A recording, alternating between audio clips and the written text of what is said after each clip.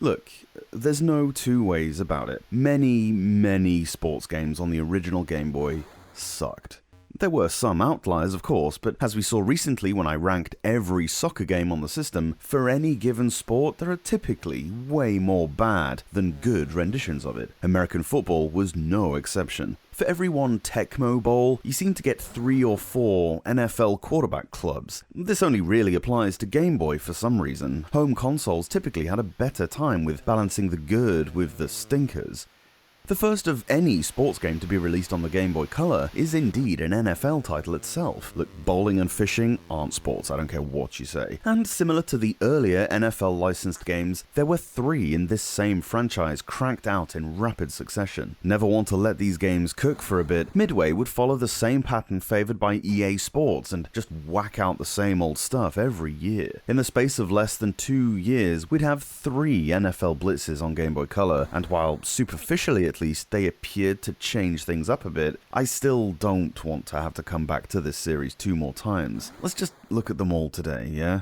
I believe the selling point of these Blitz games was not really anything to do with the tactical play, but rather a more arcade-feeling smash-em-up with brutal hits and a focus on a much more high-intensity, pacier version of football, where space on the field was massively increased by reducing the team sizes to 7, much like how they do in Rugby Sevens in the Olympics and so on. It certainly made that game more watchable, but when the sport itself is so focused on short bursts of action interspersed between long periods of nothing happening, I'm not quite as convinced it'd work for football. But then, I'm not a fan or an expert. Everything I know about hand egg I learned from playing miserable Game Boy games, and also that one time I was delirious from a stomach fever and tried to watch the Super Bowl for some reason. So, what do I know?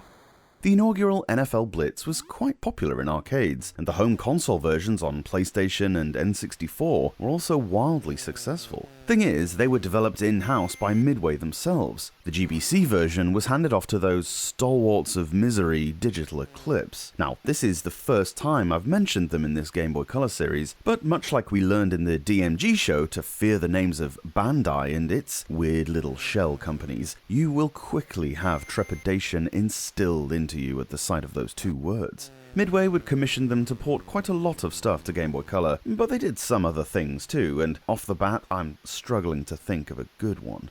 So, the first of today's trilogy. You're looking at the field on a 45-degree angle, which, although FIFA had done it for years already, was kinda new for football, on Game Boy at least. While it was awkward for soccer in the D-pad days, it did allow for more visibility up and across the pitch. That's not going to help you here, though. The graphics are so unintelligible, it's nearly impossible to visualize what's actually happening. So often, there's no way to interpret which of your receivers are there to catch the passes. Hell, most of the time it's impossible to even see who has the ball. Even with only 7 players a team, there's usually far too many sprites on screen at once, which renders the game a flickering hell. Even were you able to see what's going on, I don't think it'd matter much. Controls are basically non-existent. Blitz being the operative word here, the computer AI is so quick that there's basically nothing you can do as soon as your guy gets the ball. You'll be immediately sacked regardless of how quickly you input the throw commands. Yet of course, for perfect balance, the computer will robotically demolish you, almost with arrogance. They'll occasionally get stuck in a passing loop whereby 2 players will throw the ball back and forth to each other like 2 kids playing together in the street. There's nothing you can do to get it off them except move your single controllable player into a position that triggers the AI to pass it to the runner instead. The programming here is reminiscent of the first FIFA International Soccer in that it's a completely broken abomination. Another example of an inadequate and incapable development house trying to downgrade a classic sports game onto a system that was not ready for it. No excuses for the sound quality here, it's just dreadful. 10 years of Game Boy development to learn from, and this was the best they could come up with? No surprises that nobody put their name to it. The most basic little bloops down one channel and some half-assed white noise in the right ear that's supposed to represent a roaring crowd. Frig me, this is awful. It's supposed to be the on-field hits that make you wince in NFL Blitz, not the abysmal presentation. It doesn't have the playability of any of the other versions. I mean, how can you plan your runs or throws when you don't even know where the ball is? And it certainly doesn't have the speed. This is one of the worst things I've ever seen on Game Boy. I've played so many Game Boy sports games now that I don't know what I was expecting or why my hopes were high, but honestly, this is more unplayable than the original NFL football from way back. Good grief, there are 2 more to go. Why do I do this to myself? First and 30. Somehow, God only knows, but somehow, the half-trained donkeys at Digital Eclipse were again entrusted to port the second of Midway's arcade NFL franchise to Game Boy Color. What is the point of bringing a beloved franchise to Game Boy if it retains nothing of what makes said franchise good in the first place? Game Boy fans were constantly downtrodden with this sort of stuff. We were an afterthought when compared to console owners. Just stick the logo onto any old crap. Those absolute biffers will just buy it anyway. Blitz is supposed to be about no-holds-barred, smash-and-grab football played at a high intensity with no fouls and total over-the-top tackling. None of that existed in the first game, and I can confirm, as if you needed me to, that it also isn't present here. One thing that has been improved is the audio quality. Plenty of speech synthesis at least brings that aspect of the game closer to par. You'll hear lots of calls for first down, incomplete, and so on, and it's among the clearer examples of the techniques so far on the system. Talk about rolling a turd in glitter, though. Gameplay-wise, this is still utterly unplayable. The controls are super limited, with players never deviating from the plays you chose for them, and the quarterbacks still remorselessly getting the ever-loving snot beat out of them, as all the defenders target them before you can even get a pass away. The viewpoint has been somehow reduced even further now, with the diagonal changing to a bird's eye, dead overhead viewpoint. Not angled at all, dead overhead. The ball doesn't have a shadow, so there's no real way to tell how high it is, so whether it'll be intercepted by the defenders or not. Well, let's face it, it will be. You can switch to a side-on view, but this is also not any good.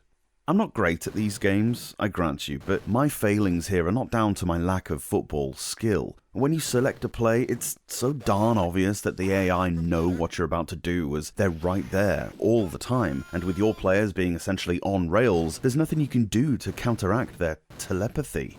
The most irritating part of this is that Blitz 2000 is not dual mode anymore. The first one worked on the original Game Boy, whereas this one is GBC only. There's absolutely no sign of any utilization of the color's enhanced capabilities anywhere, except the sound. Graphically, it's just as ugly and just as difficult to interpret. As if all that's not enough, you're forced to play this game against the computer as there's no link cable option. Someone, for heck's sake, get these jokers off this property. Digital Eclipse have not got a clue what they're doing.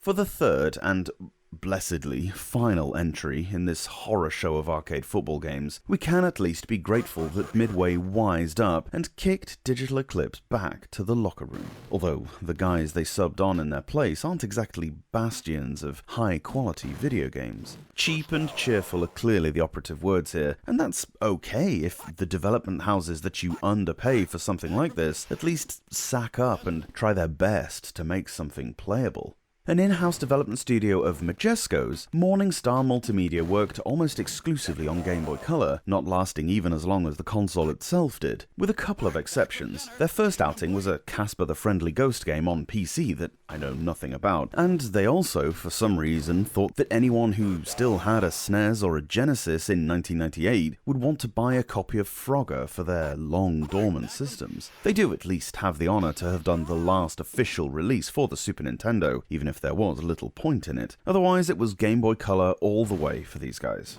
We again have a choice of viewpoints in-game, with the default being a side-scrolling one. It certainly looks better at first glance in that you can at least visualize what's going on the field. We don't ask for much, right? The digitized voices are back, and there's a lot of it, with also some rather nice-looking animations whenever the computer does something impressive to you, like score a touchdown or intercepts another one of your attempted passes. Once you get into the game, of course, it quickly becomes evident that this is all just fluff and makeup. The gameplay is still completely miserable. The controls are still nothing like the ones Blitz games are known for, instead remaining incredibly clunky, less intuitive, and about as responsive as I would be playing quarterback in an actual football game. If you're a fan of the arcade game, or literally any of the others, you'll be so disappointed with any of this trio. No spin moves, no deft jumps to avoid tackles. Here, there is allegedly a stiff arm attack, but good luck trying to get it to work. Collision detection is rubbish, passing is non-existent, on-field animation is embarrassingly lacking, with tackles and so on simply represented with on-screen words and some voice acting. Yeah, look, this whole trilogy was a complete waste of time for all involved. The developers for coding it, sort of. The consumers for buying it, again, sort of. Me for writing these reviews. You for watching this video, if indeed you still are. Let's never speak of it again, okay? Back from center.